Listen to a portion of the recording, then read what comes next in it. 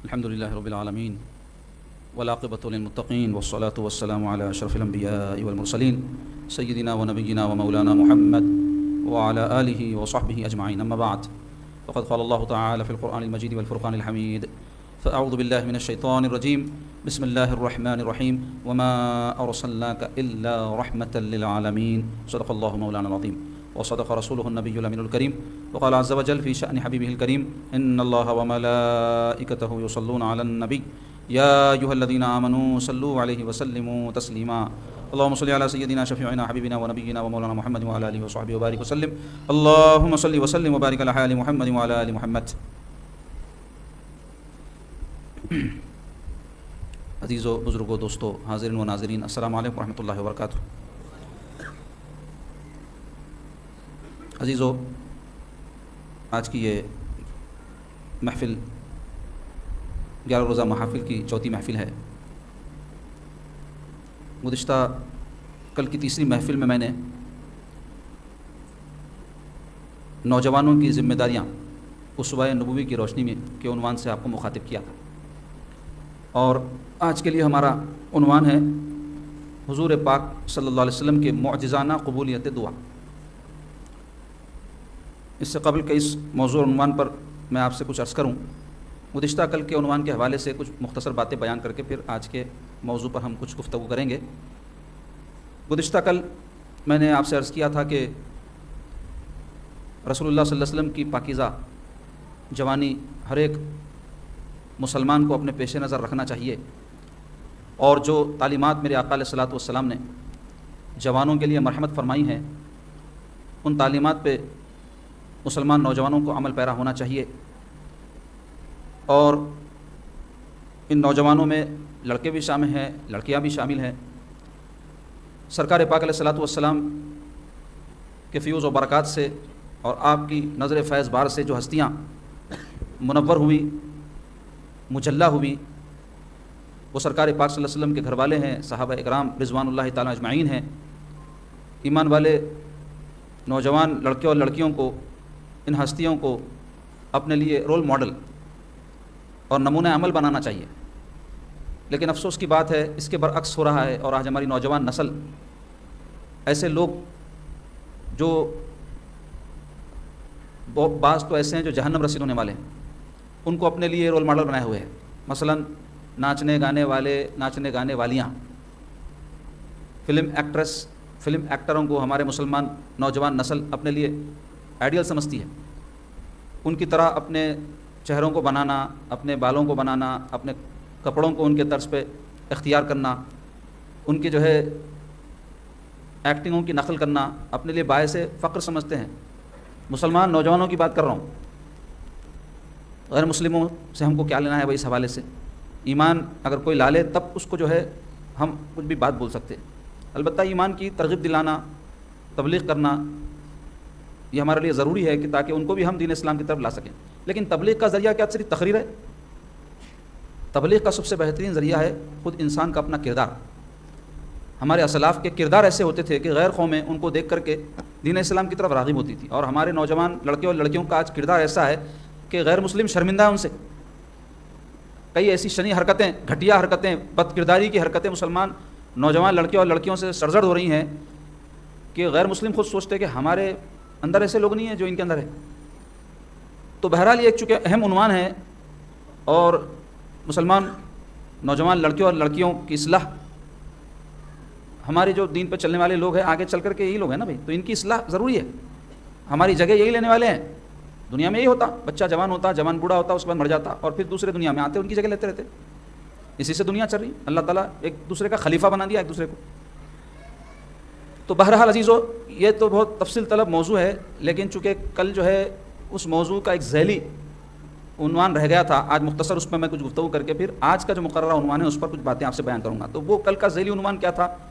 وہ تھا رسول اللہ صلی اللہ علیہ وسلم کے زمانے کے نوجوان صحابہ اور صحابیات. یہ خود ایک مستقل عنوان ہے. رسول پاک علیہ الصلوۃ والسلام جب اعلان نبوت فرمائے تو کیا صرف عمر رسیدہ لوگ، بوڑھے لوگ، تجربے کار لوگ دین اسلام میں داخل ہوئے؟ نہیں، وہ بھی ہوئے، لیکن ان کے ساتھ ساتھ بہت سارے نوجوان بھی دین اسلام میں داخل ہوئے. نہ صرف دین اسلام میں داخل ہوئے بلکہ وہ عظیم کارنامے انہوں نے انجام دیے ہیں کہ جس کے نتیجے میں اسلام کی صرف ڈاک بیل نہیں بلکہ اسلام کی تبلیغ میں، اعلاء کلمت اللہ، اللہ کے نام کو بلند کرنے میں اور دین کی خدمت میں، رسول اللہ صلی اللہ علیہ وسلم پر جانثاری اور وفاداری میں انہوں نے ایک عظیم مثال قائم کر دی. اور بہت ساری ایسی ہستیاں ہیں، لیکن جب ہم ان کی فہرست بنانا شروع کریں گے، یعنی سرکار پاک صلی اللہ علیہ وسلم کے زمانہ مبارک، عہد مبارک کے نوجوان صحابہ اور صحابیات، تو اس کی ایک لسٹ بنانا پڑے گا نا، کون ہے اور ہے بھی اس کی لسٹ.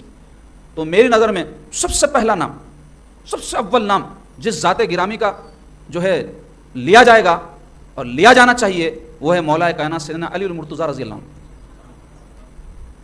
کیوں؟ اس واسطے کہ اس بات پر تو امت کا اجماع ہے کہ ایمان لانے والوں میں بچوں میں سب سے پہلے آپ تھے. 12 سال یا 10 سال اختلاف ہے، سال 2 سال کا اس بارے میں. اس عمر شریف میں آپ اسلام قبول فرمائیں اور اس وقت سے لے کر کے 63 سال کی عمر میں جب آپ دنیا سے تشریف لے گئے، ساری زندگی آپ کی عبارت ہے عشق رسول اللہ سے، خدمت رسول اللہ سے، فدائیت رسول اللہ سے، دین رسول اللہ کو پھیلانے سے، اعلاء کلمت اللہ کو بلند کرنے سے، ایثار سے، قربانی سے عبارت ہے آپ کی حیات مبارکہ. تو اس کم عمری سے آپ میں جو کمال پیدا ہوا وہ کیسے ہوا؟ رسول اللہ صلی اللہ علیہ وسلم کی زیر تربیت رہے، پیارے آقا صلی اللہ علیہ وسلم کے گھر میں پلے اور بڑے، اپنے صاحبزادے کی طرح حضور پاک صلی اللہ علیہ وسلم نے ان کی پرورش اور تربیت فرمائی. تو مولا علی رضی اللہ عنہ بہادری میں بے مثال، جانثاری میں بے مثال، محنت میں بے مثال، محبت میں بے مثال، اور اسی طرح عفو و درگزر میں بے مثال ہیں. اس حوالے سے آپ سیرت مولا علی اٹھا کر پڑھیں تفصیل سے. میں صرف ریفرنس کے طور پہ آپ کو بتا رہا ہوں جو آج ہمارا ابتدائی موضوع ہے، کل کا جو تسلسل ہے وہ یہ رسول اللہ صلی اللہ علیہ وسلم کے زمانے کے نوجوان. تو کیسی آپ کی جوانی تھی؟ آپ خود کہتے ہیں کہ جب میں اسلام لایا میری پتلی پتلی ٹانگیں تھی، اور جب اعلان ہوا کہ کون ہے ان کا حامی، یعنی رسول اللہ صلی اللہ علیہ وسلم کا، کفار کہنے لگے کون ان کا مددگار ہے، کون ہے ان کا ساتھ دینے والا، تو میں اٹھ کر کے کھڑا ہوا. تو وہ لوگ ہنسنے لگے، مذاق اڑانے لگے. لیکن خدا کی قسم تاریخ اسلام اس بات کی گواہ ہے کہ جو خدمت مولا علی رضی اللہ عنہ نے انجام دی اسلام کی، اس کی مثال نہیں مل سکتی. آپ یعنی سرکار پاک صلی اللہ علیہ وسلم کے اعلان نبوت فرمانے کے بارے میں کہتے ہیں کہ پیر کو حضور اعلان نبوت فرمایا، میں منگل کو مسلمان ہو گیا.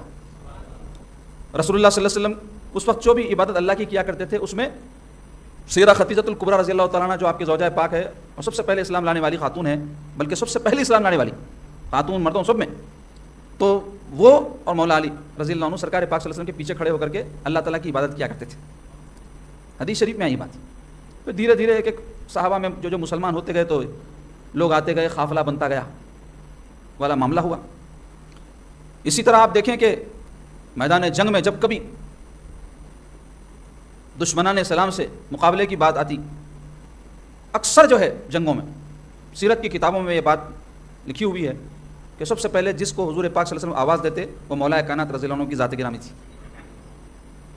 بہادری کے کیسے جوہر دکھائے بدر میں، احد میں، خندق میں، خیبر میں، فتح مکہ کے موقع پر.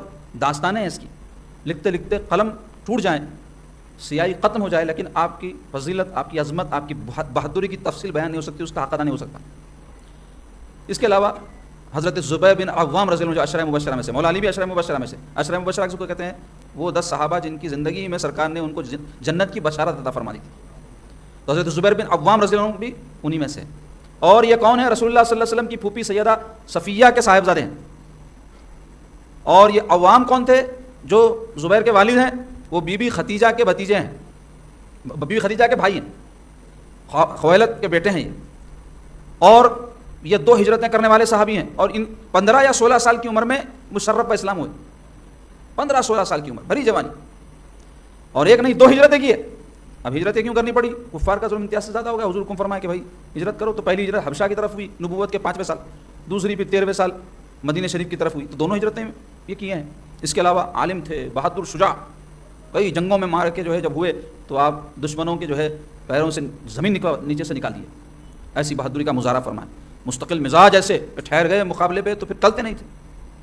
اسی طرح بزنس مین بھی تھے آپ. تو میں یہ جو صفات گنا رہا ہوں، مولا علی کے بعض صفات میں گنوایا، یہاں حضرت زبیر بن عوام کے صفات گنوا رہا ہوں، تو اس سے میرا مقصود یہ ہے کہ نوجوانوں میں یہ صفات پائے جانے چاہیے. یہ حقیقی نوجوانوں کے صفات ہیں. اب اس کے برعکس آپ دیکھیں آج کے نوجوانوں کے کیا صفات ہیں. میں کل بھی بیان کرا، پھر دہراؤں گا تو وقت زیادہ ہو جائے گا اسی موضوع پر. صرف اشارتاً کہتا چلوں کہ خوب پیسے کمانا، خوب عیاشیاں کرنا شبھ نہیں ہے ایسے، لیکن بہت بڑی تعداد ایک مسلمان نوجوانوں کی آج اس راستے پر چل رہی ہے، اور خود غرضی، نفسا نفسی، شیطانیت، فرعونیت، لڑائی جھگڑے، بے حسی، یہ خصلتیں ہیں، جبکہ ہونی کیا چاہیے خصلتیں؟ بہادری، سخاوت، استقلال، ایثار و قربانی، عفو و درگزر، خیر خواہی کا جذبہ، ہمدردی کا جذبہ، یہ صفات ہونے چاہیے نوجوانوں میں۔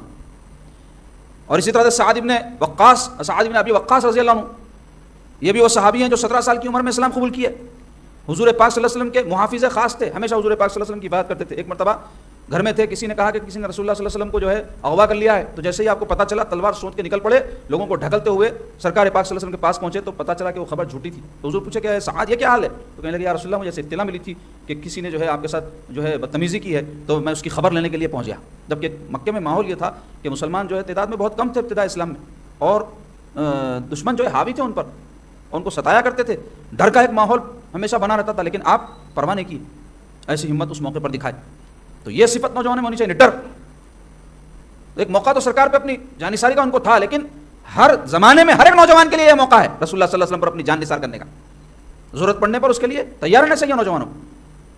تو آج آپ دیکھیں نوجوانوں کے اندر ایسی بزدلی ہے، ذرا کچھ بھی ہوا تو تھر تھر کامنے لگ جاتے، ڈرپوک قسم کے نوجوان، حالات کا مقابلہ نہیں کرتے، کوئی بڑی بات یا مارے کا تو چھوڑ دو آپ، چھوٹی چھوٹی باتوں کے وقت ہم دیکھتے صورت اتر جاتی، چھوٹی چھوٹی باتوں کے اندر ایسے پریشان کہ کچھ سجائی نہیں دیتا۔ ایسا گھبراتا مسلمان جس کا تعلق ایمانی مضبوط ہو اللہ سے، اس کے رسول سے، تو وہ مصیبت سے نہیں گھبراتا، مصیبت اس سے گھبراتی، مصیبت اس سے گھبراتی۔ مگر یہ جملہ بولنے کے واسطے آسان ہے، لیکن حقیقت میں یہ مشکل اس واسطے ہے کہ ایمان کی جو قوت اور جو طاقت ہمارے اندر ہونی چاہیے اس سے محروم ہے ہم۔ اسی طرح پہلا تیر جو راہ خدا میں چلایا گیا تھا سرکار پاک صلی اللہ علیہ وسلم کے زمانے میں، احادیث میں آتا ہے کہ وہ حضرت سعد بن وقاص نے چلایا تھا۔ تو ان کو یہ شرط بھی حاصل ہے کہ اللہ کی راہ میں پہلے تیر چلانے والے ہیں۔ اسی طرح طلحہ بن عبید اللہ، یہ بھی عشرہ مبشرہ میں، حضرت سعد بن ابی وقاص بھی عشرہ مبشرہ میں۔ طلحہ بن عبید اللہ جب اسلام لائے 16 سال ان کی عمر تھی، اور بعد میں چل کر کے جب معرکہ آرائی کفاروں سے ہوئی مدینہ طیبہ میں ہجرت کرنے کے بعد، تو تمام جو ہے جنگوں میں یہ شریک رہے، اور جنگ احد کے موقع پر تو مسلمانوں پر جب مشکل وقت آیا تھا تو اس وقت ایسی زبردست بہادری دکھائی کہ رسول اللہ صلی اللہ علیہ وسلم کے لیے ڈھال بن گئے۔ بہت سارے مسلمان بکھر گئے تھے، جنگ کا پاسا پلٹ گیا تھا۔ واقعات کی بڑی تفصیل ہے، انشاءاللہ سیرت کے واقعات کا جب باضابطہ آغاز ہوگا اس میں جنگ احد کا جب تذکرہ آئے گا تو ہم تفصیل بیان کریں گے۔ تو مختصر یہ کہ جب کفار رسول اللہ صلی اللہ علیہ وسلم پر ٹوٹ پڑے تھے تو یہ حضور کی ڈھال بن کے اپنے ہاتھوں سے تلواروں کے جو ہے اور بھالوں کے واروں کو روکتے تھے۔ 70 کے قریب ان کے جسم پر زخم آئے تھے، لیکن یہ ٹلے نہیں اور حضور پاک صلی اللہ علیہ وسلم کی حفاظت کے لیے کھڑے رہے۔ تو کیسی استقامت، کیسی بہادری، کیسا نڈرپن، کیسی اعلیٰ صفات کی ضرورت ہے اس کے واسطے جو ان میں پائی جاتی تھی۔ اسی طرح حضرت مصعب بن عمیر، میں جو بھی صحابہ کے نام گنا رہا ہوں یہ سب مہاجر صحابہ ہیں، مکے کے صحابہ ہیں، ابھی مدینے والے بھی ہیں۔ تو مصعب بن عمیر رضی اللہ عنہ کون ہے؟ یہ بھی بڑے حسین و جمیل صحابی تھے، 18-20 سال کی ان کی جوانی تھی، اور سرکار پاک صلی اللہ علیہ وسلم کے جو ہے نظروں کے اسیر ہو گئے، قیدی ہو گئے حضور کی نظر کے، اور پھر غلام بن گئے سرکار پاک صلی اللہ علیہ وسلم کے۔ تو اسلام لانے سے پہلے ان کے بڑے ٹھاٹ باٹ تھے، بڑے خوبصورت تھے، اور خوبصورت جو رہتے لوگ اپنے آپ کو بہت مینٹین کر کے رہتے نا، تو انہوں بھی اپنے آپ کو بہت مینٹین کر کے رہتے تھے، صاف ستھرے کپڑے پہن کے رہنا، خوشبو لگا کے رہنا، اسمارٹ بن کے رہنا، اور ان کے خوبصورتی کے چرچے تھے، بلکہ بعض روایتوں میں آیا کہ رسول اللہ صلی اللہ علیہ وسلم سے مشابہ تھے، ایسے خوبصورت تھے، دور سے دیکھے تو حضور کیسے دکھتے تھے۔ تو اسلام لانے کے بعد میں ان کی ماں ان سے سخت ناراض ہو گئی اور ان کو دھتکار دی، گھر سے نکال دی، اور جب یہ گھر سے جا رہے تھے تو کپڑے تک اتروا لی ان کے، بولے جب تم ہمارے گھر سے جا رہے ہیں تو کپڑے بھی ہمارے دے کے جاؤ۔ تو یہ کیا کیے کہ ٹاٹ کے کپڑے جو ہے اوپر کرتے کے جیسا، نیچے تیبند کے ساتھ لے کے نکل گئے گھر سے۔ بہت مشقتیں اٹھا اسلام کے لیے۔ تو اس بھری جوانی میں جب نوبت آئی کہ مدینے کا تعلق اسلام سے جڑا تو رسول پاک علیہ الصلوۃ والسلام بحیثیت معلم کے ان کو مدینہ طیبہ بھیجے۔ اسلام کے مدینے میں یہ پہلے معلم ہیں، اسلام کے مبلغ، اسلام کے معلم، اسلام کے مدرس، وہاں جا کر کے انہوں نے لوگوں کو دعوت دین دی اور لوگوں کو دین اسلام کی طرف بڑی حکمت اور مصلحت سے بلائے۔ تو اس سے اور ایک بات پتہ چلی کہ دین کی خدمت کرنے والے کا سلیکشن کیسا ہونا چاہیے، اس میں قابلیت بھی ہونی چاہیے، اور صورت و شکل بھی اس کی اچھی ہو تو اس کا اور زیادہ اثر پڑتا۔ سرکار کا انتخاب دیکھو، میرے آقا کے قربان جب تو یہ گئے وہاں مدینے میں، انہوں نے اسلام کا ڈنکا بجا دیا۔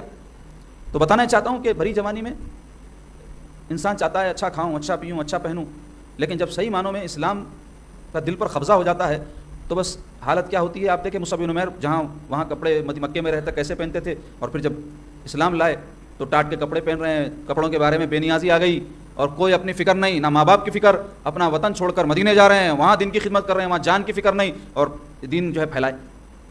یہ صفات ہونی چاہیے نوجوانوں میں۔ اسی طرح عورتوں میں سر فہرست اگر کوئی ذات گرامی ہے تو سرکار پاک صلی اللہ علیہ وسلم کی شہزادی، جنتی عورتوں کی سردار سیدۃ النساء العالمی سیدہ فاطمۃ الزہرا رضی اللہ تعالیٰ عنہ 6-7 سال کی عمر کی ہیں. سرکار اعلان نبوت فرمائے. کفار حضور پاک صلی اللہ علیہ وسلم کو جب ستایا کرتے تھے، اذیتیں دیا کرتے تھے، اور سجدے کی حالت میں آقا ہوتے تو حضور پہ لا کے گندگی ڈالا کرتے تھے. جب سیدہ کو معلوم ہوتا تو دوڑتے ہوئے آ کر وہ ساری جو ہے گندگی سرکار پر سے ہٹاتی تھی اور کفار کو جو ہے برا بھلا کہتی تھی. تو آپ سرکار پاک علیہ الصلوۃ والسلام کے دنیا سے تشریف لے جانے کے 6 مہینے کے بعد کم عمری میں انتقال فرما گئی، لیکن اتنی عمر میں ہی ساری جو ہے دنیا کے لیے آپ کی ذات گرامی ایک عظیم نمونہ بن گئی، بہترین مثال بن گئی. سرکار پاک صلی اللہ علیہ وسلم کی خدمت کر کے یہ دنیا کو درس دیا کہ والد کی کیسی خدمت کرنی چاہیے، کیسی حفاظت کرنی چاہیے. آج دیکھو آپ بچیوں کا کیا حال ہے، فونوں میں مصروف، کھانے میں مصروف، سونے میں مصروف. ماں بیچاری اکیلی دیوانوں کے طریقہ گھروں میں کام کرتے رہتی، بچیوں کو کوئی خیال نہیں کہ میری ماں اتنی مشقت اٹھاتی میرے لیے، پالتی پوستی، ہم کو ہاتھ بٹانا چاہیے. خالی تعلیم کے نام پہ آج تباہی ہو جا رہی. اور وہ تعلیم کیا دے رہی؟ نہ کردار سنور رہا، نہ اخلاق سنور رہی، نہ اچھے برے کی تمیز ہو رہی. کیا فائدہ ایسی تعلیم سے؟ تو جاہل رہ جانا اچھا ہے بولوں گا. جہالت اچھی ہے ایسی تعلیم سے تو جو سمجھ اور بوجھ اور احساس پیدا نہ کرے، جو تعلیم خودغرض بنا دے، جو تعلیم ڈھیٹ بے غیرت بنا دے، بے حس بنا دے. کیا فائدہ ایسی تعلیم کا؟ بتاؤ. تعلیم سے مقصود کیا ہوتا ہے اس کو سمجھ نہیں سک رہے لوگ. ڈگری لے لینے، پیسے کما لینے کے لیے تعلیم حاصل کرنا یہ تعلیم نہیں ہے، یہ کاروبار ہے. یہ تعلیم انسان سمجھ بوجھ کے لیے، اپنے اندر اچھے اور برے کی تمیز کے لیے تعلیم حاصل کرے، تب وہ تعلیم فائدہ مند ہے. تو مختصر یہ کہ سیدہ اپنے والد کی خدمت کر کے ایک مثال قائم کی کہ کیسی خدمت والد کی ہونی چاہیے. شوہر کی خدمت کر کے ایک مثال قائم کی. جب آپ کی شادی سرکار پاک صلی اللہ علیہ وسلم کر دی ہے 16 یا 18 سال کی عمر میں مولا علی رضی اللہ عنہ سے، تو واقعات میں آیا ہے کہ گھر کا سارا کام کاج خود سیدہ کرتی تھی. یہاں تک کہ جب تھک گئی، کپڑے گرد آلود ہو گئے، مشقت میں مبتلا ہو گئی، مولا علی جیسی شخصیت کو دیکھا نہیں گیا، برداشت نہیں ہوا، میری زوجہ اتنی میری خدمت کرتی، گھر کا اتنا کام کر رہی. ارشاد فرمائے کہ جاؤ اپنے والد بزرگوار سے کہہ کے خادمہ مانگ کے لاؤ. قیدیاں آتے رہتے جنگی، سرکار عطا فرما دیتے. تو حضور کے پاس پہنچے تک ایسی شرمندگی ہوئی کہ کیسا مانگو اپنے والد سے. آج بچیاں لڑ رہے اپنے باپوں سے. پرسوں میں ایک شرمناک واقعہ اخبار میں آیا کہ ایک بیٹی اپنے باپ کو گھر سے نکال دی، قانونی کارروائی کر کے اپنا گھر واپس حاصل کرنا پڑا. کتنی بری بات ہے، آپ اندازہ لگاؤ. واقعے میں کتنی سچائی اللہ جانے. میں کسی کو سرٹیفکیٹ نہیں دے رہا ہوں، یہ سب نیوزاں سن کے کوئی بات کو یقینی طور پہ مان لینا، لیکن اگر ایسا ہوا ہے اور ہوتا ہے دنیا میں تو کتنی بدترین بات ہے. تو سیدہ کا عالم کیا تھا کہ گئی اپنے والد بزرگوار کے پاس، لیکن شرمندگی سے کیسا مانگو. باپ سے مانگنے میں بھی ایسی شرم و حیا کی پیکر ہے. ان سے کیا پتہ چلا مانگنا اچھی بات نہیں ہے، خودداری دن میں ہو، ان کے اندر جذبہ ہو. واپس لوٹ گئی. حضور دیکھ لیے تھے آگے جانے کو. حضور جو ہے بعد میں تشریف لائے، پوچھے بیٹی کیوں آ کے گئی تھی؟ تو شرمندگی سے عرض نہیں کی. تو سیدنا علی موجود تھے، کہنے لگے یا رسول اللہ میں بھیجا تھا، ان کی ایسی حالت ہو جاتی کام کرتے کرتے، کوئی خادمہ عنایت فرما دیجیے. تو یہ سن کے میرے آقا صلی اللہ علیہ وسلم اپنی شہزادی کو کیا ارشاد فرمائے معلوم؟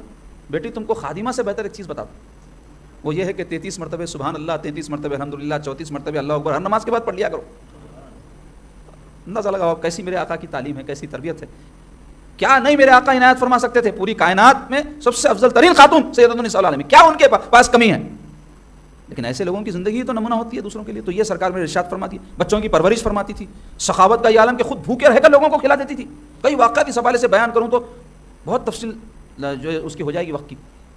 دین کی خدمت کا جذبہ ایسا کہ کئی جنگوں میں سیدہ جو ہے ان کو زخمیوں کو پانی پلاتی تھی، مرہم پٹی فرماتی تھی. خود جنگ احد میں آیا ہے سرکار پاک صلی اللہ علیہ وسلم کے دندان مبارک جب شہید ہوئے تو سیدہ جا کر کے جو ہے ایک کپڑے کو جلا کر کے اس کی راکھ جو ہے زخموں کو پر لگائی ہیں، جنگوں میں شریک ہوئی. اللہ اکبر. ایثار و قربانی کی عظیم مثال سیدہ کی زندگی میں کئی واقعات میں ملتی ہے. اسی طرح اسماء بنت ابی بکر صدیق رضی اللہ تعالیٰ عنہ، یہ حضرت عائشہ رضی اللہ تعالیٰ عنہا کی بہن ہے، ابو بکر صدیق کی صاحبزادی ہیں. 27 سال کی عمر میں ہجرت کی ہے. ان کی عظیم خدمات ہے دین کے لیے، سرکار پاک صلی اللہ علیہ وسلم کے لیے. ہجرت جب سرکار فرما رہے تھے اس وقت جو ہے توشیدان بن کے دیے اپنے والد کو اور حضور کو. اپنا پٹکا جلدی جلدی میں جو پٹا ہوتا عورتوں کا پھاڑ کے ایک جو ہے اپنے کمر سے باندھ لی، ایک سے توشہ بندھی ہے. تو حضور پاک صلی اللہ علیہ وسلم فرمائے کہ یہ 2 پٹکے والی ہے، ان کا نام لقب مشہور ہو گیا، ذو النطاقہ ان کا لقب ہے. اسی طرح جو ہے سیدہ عائشہ صدیقہ کا تو کہنا ہی کیا، کم عمری میں سرکار پاک صلی اللہ علیہ وسلم کی شرف زوجیت سے سرفراز ہوئی. اور پھر سب ان کے بارے میں جب میں امہات المومنین کا تذکرہ کیا تو آپ کے سامنے باتیں بیان کرا، اس کو دہراؤں گا نہیں. تو یہ تو تھے مکہ مکرمہ کے جو ہے وہ مقدس نوجوان صحابہ اور صحابیات، جن میں سے چند کے نام میں آپ کے سامنے اختصار کے ساتھ ان کا بیان جو ہے کیا. اسی طرح جو ہے مدینہ شریف کے بھی صحابہ کرام اور صحابیات ہیں. ان میں جو ہے مشہور نام جن کا لیا جاتا ہے وہ ہے حضرت اسید ابن حضیر رضی اللہ عنہ. حضرت مصعب ابن عمیر رضی اللہ عنہ کیا کیے، وہاں جا کے تبلیغ کیے. واقعہ ہے بڑا ایمان افروز، بعد میں بیان کروں گا جب ہجرت کا بیان ہوگا اور حضرت مصعب ابن عمیر کے کارنامے جب بیان ہوں گے تو اس وقت بیان کیا جائیں گے انشاءاللہ. تو 18 یا 20 سال کے تھے جب یہ مسلمان ہوئے. زبردست تلاوت کیا کرتے تھے، رسول اللہ صلی اللہ علیہ وسلم کی تلاوت کو پسند فرمایا کرتے تھے. تو اس سے کیا پتہ چلا نوجوانوں کو قرآن مجید کی اچھی تلاوت کرنی آنی چاہیے. اسی طرح جہاد میں بے شمار جو ہے ان کے خدمات ہیں. تو ایک مسلمان کو طاقتور ہونا چاہیے, محنتی ہونا چاہیے. تو اس کے لیے کیا کرنا؟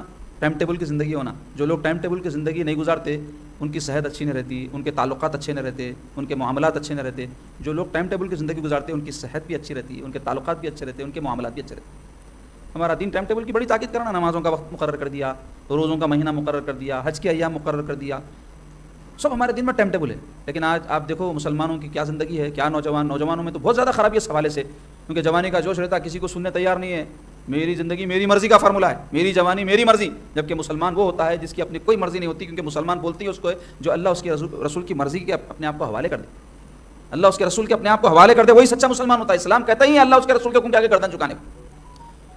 تو مختصر یہ کہ ایسے صفات مسلمان میں ہونے چاہیے. معاذ بن جبل رضی اللہ عنہ 18-20 سال کے یہ بھی جو ہے صحابی تھے جس وقت اسلام قبول کیے, زبردست فقیہ. رسول پاک علیہ الصلوۃ والسلام کم عمری میں ان کو یمن کی طرف قاضی بنا کر بھیجے تھے. قاضی بولے تو جج کو بولتے. کیسا بن گیا ان کے جج, کیسا وہ عمر میں صلاحیت آئی ان کی, ذہین تھے, محنتی تھے, سرکار پاک کی خدمت میں رہتے تھے. حضور کی نظر کرم پڑ گئی, کایا پلٹ ہو گئی, سب صلاحیتیں پیدا ہو گئی. جس پر سرکار کی نظر پڑتی تھی اس کی کایا پلٹ ہو جاتی تھی. اب کوئی خبیث ہی ہو تو محروم رہتا تھا, ابو جہل کے جیسا, ابو لہب کیسا کوئی ہوتا, ورنہ جو بھی ذرا ایمان کی رمق پا گیا اور سرکار کی نظر کرم اس پہ پڑ گئی, اس کی دنیا آخرت دونوں بدل گئی. زید بن ثابت کاتب وحی ہیں, جامع قرآن ہیں. حضرت ابوبکر صدیق جب قرآن کو جمع کرنا چاہے تو حضرت زید بن ثابت کو بلائے تھے اور ان کے یعنی صدارت میں کمیٹی بنا کے قرآن جمع کرنے کا حکم دیے, جو کتابی شکل میں لائی گئی. وہ زید بن ثابت رضی اللہ عنہ ہیں. اور علوم کے مختلف علوم کے ماہر تھے. رسول اللہ صلی اللہ علیہ وسلم ان کو بلا کے فرمائے تھے کہ تم جو ہے عبرانی زبان سیکھو اور قرآن کا اس میں ترجمہ کرو, یا اس توریت وغیرہ کا ترجمہ قرآن اس میں عربی میں کرو عبرانی سیکھ کے. تو سیکھے تھے اس زمانے. تو اس سے کیا پتہ چلا مسلمان نوجوانوں کو علم اور فن سے واقفیت ہونی چاہیے, ہنرمند ہونا چاہیے. اور انس بن مالک سرکار کے خادم 10 سال حضور کی خدمت کی. ان کے والدہ بی بی ام سلیم لا کے ان کو حضور کی خدمت میں چھوڑ دیے تھے. تو نکھر کے کیسے نکلے, ان کے بہت فضائل ہیں, بڑے ان کے واقعات انشاءاللہ پھر کسی موقع پہ بیان کریں گے. تو مدینہ شریف کی عورتوں میں بی بی ام عمارہ رضی اللہ تعالیٰ عنہ کا نام لیا جاتا ہے. یہ بھی زبردست صحابیہ, نہ صرف یہ کہ یہ عظیم صحابیہ, اللہ والی بی بی, نمازی اور دیگر دین کے جو ہے اعمال پہ عمل کرنے والی ہونے کے ساتھ ساتھ مجاہدہ تھی. جنگ احد میں یہ آئی تھی لوگوں کو پانی پلانے, مرہم پٹی کرنے, جنگ کا پاسا پلٹا. کئی جو ہے لوگ حضور پاک صلی اللہ علیہ وسلم کو چھوڑ کر جب بھاگ گئے تو حضور کی حفاظت کے لیے تلوار لے کے یہ کھڑی ہو گئی. تو کیا پتہ چلا کہ ایسی ہمت والی, طاقت والی ہونا چاہیے عورتوں کو. اب آج ہماری نوجوان بچیوں کا کیا ہے, پوری طاقت سر پوری صرف فیشن میں, صرف میک اپوں میں, صرف ٹھمک ٹھلو کاموں میں, اور صرف ناچنے گانے والوں کی نقل کرنے میں. بھائی نزاکت فطری طور پہ اللہ تعالیٰ نے عورت میں رکھی ہے, رہنی چاہیے. لیکن اس کا یہ مطلب نہیں ہے کہ اپنی جو ذمہ داریاں ہیں بحیثیت کے ماں کے, بحیثیت ایک بیٹی کے, بحیثیت بہن کے, بحیثیت امت کی ایک عورت کے, اس سے دور ہو جائے. کیا فائدہ ایسی جوانی کا, کیا فائدہ ایسی نزاکت کا. آج کیا حال ہے, ایک عورت کی جو بنیادی ذمہ داری ہے, یعنی اگر بیوی ہے تو شوہر کے ساتھ اس کو کیسا رہنا چاہیے, ماں بن گئی ہے تو اپنے بچوں کے ساتھ اس کو کیسا رہنا چاہیے. آج ہماری نوجوان بچیاں بالکل اس سے بھاگ رہی ہیں. کئی ایسی بچیاں ہیں, شادیاں ہوئے, بچے ہوئے, ذرا روزہ شوہر کو پکڑا دیتے, ساس کے پاس لا کے پڑک دیتے, لو دیکھو اس کو, چڑچڑا پنا کرنا, اپنی ذمہ داریوں سے بھاگنا, بہت سمجھنا اپنی اولاد کو. ارے مائیں جو ہے جو تم کو بڑا کی ہے, سینوں سے چمٹا کے اپنی دیگر ساری ذمہ داریاں پوری کرتے ہوئے تمہاری پرورش کی ہے, تم کو پوری محبت دی ہے, شفقت سے تمہارے ساتھ معاملہ کی ہے, جبھی تو جا کر کے آج اتنے بڑے ہو گئے, ہرنوں کے جیسے, بکریوں کے جیسے, اور حرکتیں کر رہے ہیں گایوں کے جیسے اور بیلوں کے جیسے. کتنے افسوس کی بات ہے, کتنی بے حس بچیاں ہیں کئی آج گھروں میں جن کو کوئی احساس نہیں اپنے ماؤں کا, اپنے باپوں کا, کہ ان کی کیسی مشقت اور تکلیف کے ساتھ پرورش کی گئی ہے. اب ایسے اگر یہ رہیں گے, اپنی اولاد میں کیا کیریکٹر, کیا اخلاق, کیا کردار منتقل کریں گے. تو اب یہ خرابی جو آئی ہے یہ تو چل پڑی, اللہ نیک توفیق دے. اس کے علاوہ بی بی ام سلیم جو حضرت انس کی والدہ ہیں, ان کے بھی بڑے اس حوالے سے جو ہے فضائل ہیں, اور ان کی بھی جوانی کے عمر کے جو کارنامے ہیں اس کی بڑی تفصیل ہے. لیکن اب مزید اس پہ میں آگے گئے بغیر اتنا ہی آخر میں یہ پیغام دینا چاہوں گا تمام اپنے جو ہے نوجوان بچے اور بچیوں کو, کہ خدا را اپنی جوانیوں کو برباد مت کرو. اللہ کے پاس جوانی کا حساب دینا ہے. اللہ نے ہم کو قوت, جوش, جوانی کی جو کیفیات, جو ولولہ عطا کیا ہے, اس کا حساب ہے اللہ کے پاس.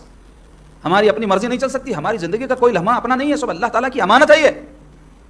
یہ جوانی اللہ کی نعمت ہے, پوچھا جائے گا اس نعمت کے بارے میں, اس امانت کے بارے میں. قوت دیا تھا ہمیں, کیا کاموں میں صرف کریں. دین کی خدمت تو بہت بڑی بات ہے.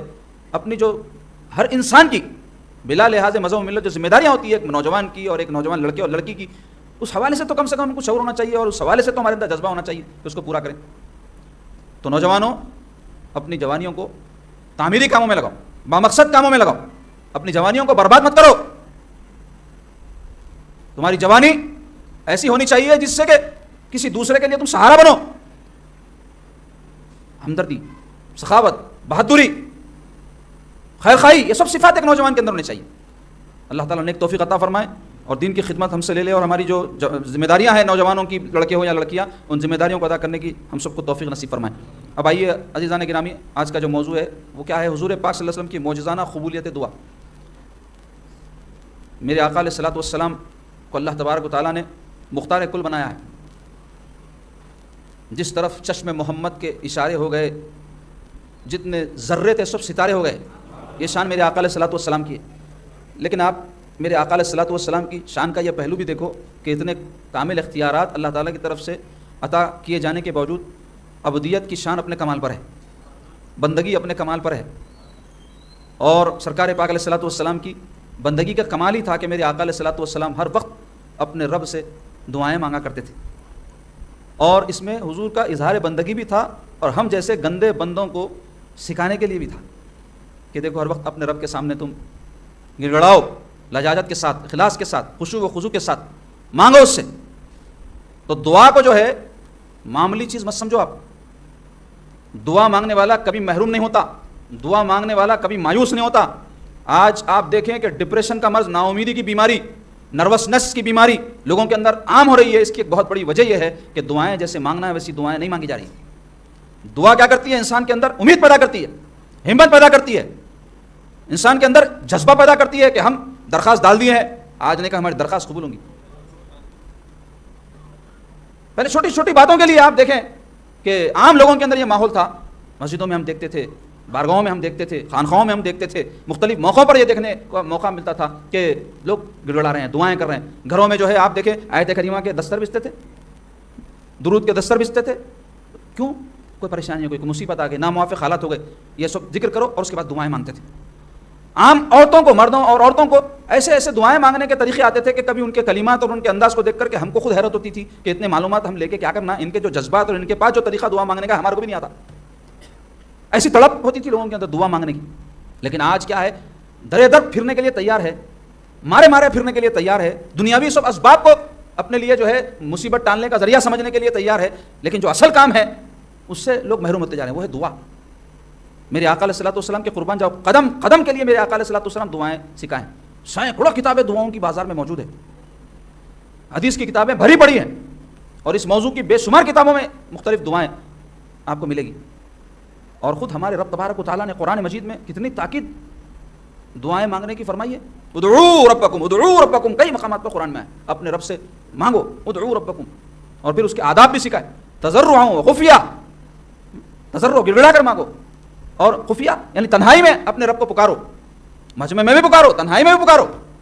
اللہ کو پسند ہے، اللہ تعالیٰ چاہتے ہیں بندے اپنی بندگی کا اظہار دعا یعنی مانگنے کے ذریعے مجھ سے کریں، مجھ کو پکاریں، اللہ خوش ہوتا ہے۔ اور اسی طرح اللہ تبارک و تعالیٰ فرمایا وَإِذَا سَأَلَكَ عِبَادِي عَنِّي فَإِنِّي قَرِيبٌ، اے محبوب صلی اللہ علیہ وسلم میرے بندے میرے بارے میں آپ سے پوچھتے ہیں، قریب ہے دور ہے، اللہ اس حوالے سے پوچھتے ہیں وَإِذَا سَأَلَكَ عِبَادِي عَنِّي فَإِنِّي قَرِيبٌ، میں ان کے قریب ہوں، فرمایا آپ فرما دی میں ان کے قریب ہوں۔ اللہ تبارک و تعالیٰ قریب نہیں بلکہ اقرب ہے، نحن اقرب الیہ من حبل الورید، قرآن میں اللہ تعالیٰ فرما رہے ہیں ہم تمہاری شہرک سے بھی زیادہ قریب ہیں۔ اور اللہ تعالیٰ فرما رہے ہیں امن یجیب المضطر اذا دعا، کون ہے جو مضطر یعنی مجبور کی جو ہے دعا کو جب وہ پکارتا ہے قبول کا فرمانے والا ہے، یعنی اللہ ہے۔ اور بھی بے شمار آیات ہیں، میں تبرکاً چند آپ کے سامنے بیان کیا۔ احادیث میں کتنی تاکید آئی ہے دعا کی، حضور پاک صلی اللہ علیہ وسلم فرمایا الدعاء هو العبادہ، دعا عین عبادت ہے، فرمایا رسول اللہ صلی اللہ علیہ وسلم۔ جیسے نماز ہے نا عبادت ہے نا، تو دعا بھی عبادت ہے۔ تو عبادت میں ہوتا کیا ہے؟ ایک ہوتا ہے عابد جو عبادت کر رہا ہوتا ہے، ایک ہوتا ہے معبود جس کی عبادت کر رہا ہوتا ہے، بیچ میں وسیلہ کوئی چیز ہوتی ہے۔ تو جیسے نماز عبادت جب بندہ کرتا ہے تو بیچ میں معبود اور رب کے وسیلہ اور ذریعہ ہے، تو ایسے ہی دعا بھی اپنے معبود اور مانگنے والے کے بیچ میں ایک وسیلہ ہے۔ الدعاء هو العبادہ، اور فرمایا الدعاء سلاح المؤمن، دعا کیا ہے؟ مومن کا ہتھیار ہے، فرمایا رسول اللہ صلی اللہ علیہ وسلم۔ ہتھیار کہیں کو رہتا ہے کسی کے پاس؟ ہتھیار سے کیا ہوتا؟ حفاظت ہوتی ہے اپنی دشمن سے۔ تو دشمن کون ہے؟ شیطان، جو وسوسے ڈالتا، اور اسی وسوسوں کے نتیجے میں کئی لوگ آپ دیکھیں خودکشی کر کے مر جاتے، ہلاک ہو جاتے، اپنے آپ کو مار دیتے۔ کیوں؟ نا امیدی پیدا کرتا دل میں، نہیں تیرے کام نہیں بنتے، سب کے بن رہے دیکھ تیرے نہیں بن رہے، سب جنے اچھے دیکھ تجھ پریشان ہے، سب کے بیوی اچھے تیری بیوی ستاری، حالانکہ سب کی ستاتی رہتی، نہیں معلوم رہتا ہے اس کو۔ اکثر کی بات اچھے بھی ہوں گے، سب نہیں ستاتے ہوں گے، اللہ معاف کرے ایک جملہ نکل گیا زبان سے، اچھے بھی ہوں گے عورتیں نہیں ستاتے گئی، لیکن زیادہ تر ہوتا نا، لیکن ہر کوئی کیا کرتا دوسرے کو سمجھتا کہ انہیں مزے میں ہے، میں پریشان، جبکہ ہر کسی کو کچھ نہ کچھ مسائل مصائب زندگی میں ہے۔ یہ دنیا کا نظم اور سسٹم ہی اللہ تعالیٰ ایسا بنائے کہ ہر ایک کو کچھ نہ کچھ مسائل۔ تو مختصر یہ کہ شیطان کیا کرتا؟ مسائب جب آتے زندگی میں وسوسے پیدا کرتا، نا امیدی پیدا کرتا، ڈپریشن پیدا کرتا، منتشر کر دیتا ذہن کو، ایمان کو کمزور کرنے کی کوشش کرتا. تو جیسے ہی بندہ مصیبتوں اور تکالیف، مصائب، ناموافق حالات میں اپنے رب کو پکارتا ہے تو وہ دعا ایک ہتھیار کا کام کرتی ہے، شیطان بھاگ جاتا. بندے کو ایک امید پیدا ہو جاتی ہے کہ میں اللہ کے دربار میں معروضہ رکھ دیا ہوں، انشاءاللہ میرا رب ایسا ہے جو پسند کرتا ہے کہ میں مانگوں، اور اس کے جناب میں مانگ رہا ہوں تو وہ میری دعا قبول کر لے گا. حدیث شریف میں آیا کہ کوئی چیز اللہ تعالیٰ کے نزدیک دعا سے بڑھ کے عزت والی نہیں ہے. کہ دیکھو جی، کوئی آدمی آپ کے سامنے کچھ مانگا تو اس کی ویلیو گھٹ جاتی. اب میں اتنے اچھے باتیں کر رہا ہوں، کسی کو کچھ منگ لیا تو بولتا ہے باتیں بہت کر رہے ہیں، مانگے ہوئے میرے سے بولتے، ویلیو ختم ہو جاتی. ہاتھ پھیلائے معاملہ ختم. مگر حدیث کے الفاظ میں غور کرو، دعا کیا ہے؟ مانگنا ہے. تو اللہ کے نزدیک دعا سے بڑھ کے عزت والی کوئی چیز نہیں ہے. اور اللہ تعالیٰ یعنی اللہ کے حضور میں مانگ کے آدمی عزت حاصل کرتا، دوسروں کے سامنے ہاتھ پھیلا کے ذلیل ہوتا. اور ایک بات دور حاضر میں دیکھنے میں آ رہی کہ لوگ جو ہے چھوٹی چھوٹی باتوں کے اوپر ہاتھاں پھیلا دے رہے ہیں، تقاضا کر دے رہے ہیں. پہلے کے لوگوں میں خودداری تھی. کیوں؟ دعا ان کے لیے کافی تھی. اللہ کے حضور میں مانگتے تھے، برداشت بھی کرتے تھے. ایسا نہیں ہے کہ دعا کرنے کے معنی ہے کہ آدمی برداشت نہ کرے، دعا بھی کرے، لوگوں سے بھی مانگے. نہیں، جب دعا کرے تو اپنے اندر یہ یقین رکھے کہ انشاءاللہ میں جو اللہ سے مانگا ہوں مجھے ضرور ملے گا، آگے پیچھے وقت ہوں گا، لیکن اللہ تعالیٰ کسی بندے کو محروم نہیں کرتے. ایسا ایک یقین بندے کے اندر رہنا. اور حدیث شریف میں آیا ہے کہ تقدیر کو سوائے دعا کے کوئی چیز نہیں واپس کر سکتی، یعنی تقدیر بھی اللہ بدل دیتا ہے دعاؤں کے ذریعے. اور ایک پیاری حدیث پاک اس حوالے سے سناتا ہوں میں، بڑی توجہ سے سنیے، اس کے معنی میں غور کیجیے. رسول اللہ صلی اللہ علیہ وسلم فرماتے ہیں من لم یسأل اللہ یغضب علیہ، جو اللہ سے نہیں مانگتا اللہ اس سے ناراض ہوتا ہے. غور کرو، آپ مجھ سے مانگیں گے میں ناراض ہو جاؤں گا، میں آپ سے مانگوں گا آپ ناراض ہو جائیں گے. ایک وقت نہیں ہوں گے، دو وقت نہیں ہوں گے. کوئی آپ سے بار بار مانگا تو ناراض ہو دیکھتے بھاگتے، یا اس کو جھڑک دیتے، بولتے پیچھے پڑ گئے بھائی آپ، یہ کیا طریقہ ہے؟ ہوتا نہیں ہوتا ایسا؟ ارے اپنے گھر کے لوگ جن کی ذمہ داری ہم پر ہے وہ بار بار مانگے تو بولتے یہ کیا ہے بھائی، جب دیکھو میں لاؤ بولتے، یہ لاؤ بولتے، وہ لاؤ بولتے، کیا یہی ہے کیا کام؟ خرچے کرتے رہیں گے. ایسا ناراضگی ہوتی، طبیعت چڑچڑے ہو جاتی. قربان جاؤ اللہ تبارک و تعالیٰ کی عظمت اور اس کے شان کے کہ حضور پاک صلی اللہ علیہ وسلم فرمائے جو اللہ سے نہیں مانگتا اللہ اس سے ناراض ہوتے. تو اس کا الٹا کیا ہے؟ جو اللہ سے مانگتا ہے اللہ اس سے خوش ہوتے. اللہ چاہتے ہیں میں تیرا رب، تو میرا بندہ، تو مانگتا جا میں دیتا جاؤں، تو مانگتا جا میں دیتا جاؤں. یہ شان ہے اللہ رب العزت. تو عزیزان گرامی، یہ چند باتیں دعا کی فضیلت، اہمیت اور تاکید کے حوالے سے میں عرض کیا. اب آئیے، سرکار پاک علیہ الصلوۃ والسلام بعض لوگوں کے بارے میں فرمائے ہیں کہ وہ لوگ ہیں جن کی دعائیں اللہ قبول فرماتا ہے. یہ تو سب کی قبول فرماتا، لیکن بعض ایسے لوگ ہیں جن کی اس بعض موقع حالات کے حساب سے ان کی دعائیں جلدی قبول ہو جاتی. اس میں ایک تو مظلوم ہے. اس واسطے بولتے ہیں مظلوم کی بد دعا مت لو، کیونکہ حدیث میں آیا ہے کہ مظلوم اور اللہ تعالیٰ کے عرض کے بیچ میں کوئی چیز رکاوٹ نہیں ہے. یعنی انہیں ظلم جو اس پر ہوا کچھ اللہ سے کہہ دیا ہو جاتا وہ، اس واسطے ڈرو. بولتے پہلے تو ظلم سے بچنا، پھر اب مظلوم کی اگر بد دعا لگ گئی تو پھر کہیں کے بھی نہیں رہتے. دوسرے والدین کی دعا اولاد کے حق میں حدیث میں آیا ہے اللہ تعالیٰ قبول فرماتا ہے. تیسرے مسافر کی دعا، کیونکہ مسافر جو ہے اپنے مکان سے جب آدمی ہٹ جاتا ہے اس کی ویلیو بالکل ختم ہو جاتی. آپ دیکھتے ہیں کئی لوگ آ کے پاکٹ گم گئی، وہ سچے جھوٹے سبھی قسم کے رہتے ہیں، مگر آپ دیکھتے ہیں کہ پریشان ہو جاتے ہیں. نہیں دوسری جگہ جا کے کچھ بھی اگر ایسا ہوگا تو آدمی اپنا مقام جب چھوڑتا تو اس کی جو حیثیت رہتی ہے وہ دوسری جگہ باقی نہ رہتی. اسی طرح روزے دار کی دعا افطار کے وقت قبول ہوتی ہے، بلکہ حدیث پاک میں آیا. اور حاکم، عادل حاکم یعنی انصاف پسند جو بادشاہ ہوتا ہے یا مسلمانوں کا جو ذمہ دار آدمی عادل قسم کا ہے، انصاف پسند ہے، اس کی دعا قبول ہوتی ہے، حدیث میں آیا. اور غائب کے لیے کی جانے والی دعا قبول ہوتی ہے. سامنے بھی کر سکتے کسی کی دعا، لیکن غائب بولے تو کوئی یہاں نہیں ہے، اپن ان کے بارے میں دعا کریں اللہ ان بہت اچھے ہیں، ان کا یہ کام بنا دے، ان کے یہ کر دے وہ کر دے، تو کیا ہے آپ محبت ہی کیسے کر سکتے؟ ورنہ کئی موقعوں پر ہم سامنے کسی کے کہتے ہیں تو وہ اخلاص دل میں جو ایسا ہونا چاہیے نہیں بھی رہا تو اس کو کچھ کرنے بولتے، دعا کرو میں آپ کے واسطے، تو دعا کر کے بتاتے. لیکن غائب کوئی ہے تو اسی وقت کریں گے جب آپ کو اس سے محبت ہوگی، تو ایسی دعا قبول ہوتی ہے، بلکہ حدیث پاک میں آیا ہے. تو عزیزان گرامی، میرے آقا علیہ الصلوۃ والسلام کی دعاؤں کا تو کیا کہنا، بے شمار سرکار پاک علیہ الصلوۃ والسلام کی دعائیں ہیں، اور جو معجزانہ قبولیت دعائیں ہوئے حضور پاک صلی اللہ علیہ وسلم کے حوالے سے تو بے شمار واقعات ہیں. میں چند ایک آپ کے سامنے اس میں سے بیان کرتا ہوں. اس میں کچھ دعائیں ایسی ہیں جو رسول پاک صلی اللہ علیہ وسلم کسی کی ہدایت کے لیے مانگیں. اس میں سے ایک مشہور جو ہے دعا ہے حضرت سیدنا عمر رضی اللہ عنہ کے قبولیت اسلام کے لیے کی گئی دعا.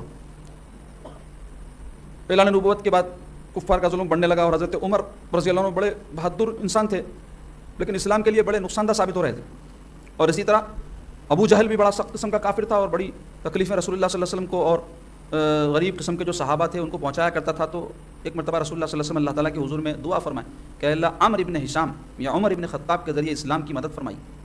عمر ابن ہشام یہ اصل نام ہے ابو جہل کا. یہ تو ابو جہل سرکار کے فرمانے سے انہیں مشہور ہوگا جہالت کا باپ، ورنہ انہیں اصل اس کا نام کیا ہے عمر ابن ہشام. اور حضرت عمر ابن خطاب رضی اللہ عنہ کے بارے میں دعا کیے تھے اور حضرت عمر کے حق میں سرکار کی دعا قبول ہو. مشہور واقعہ ہے، پورا واقعہ دہرایا تو بات لمبی ہو جاتی.